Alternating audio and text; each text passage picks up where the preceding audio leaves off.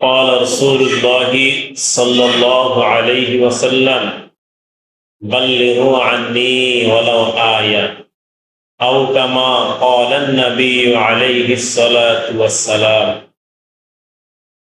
আল্লাহ রাসূল সাল্লাল্লাহু আলাইহি ওয়াসাল্লাম বলেন, আমার পক্ষ হইতে একটি বাণী হইল পৌঁছায় দাও।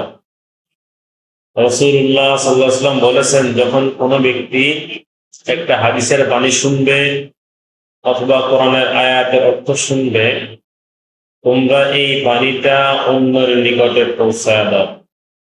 এই পৌঁছাইলে অন্য শুনে ভালোভাবে আমল করবে এবং আমল করে যে সওয়াবটা পাবে ওই সবের ওই পরিমাণ সওয়াবটা তোমার আমল নামায় আসবে। এই কারণে আল্লাহ রাসূল বলেন, তোমরা একটা বাণী শুনছো, এটা অন্যের নিকট পৌঁছায় দাও।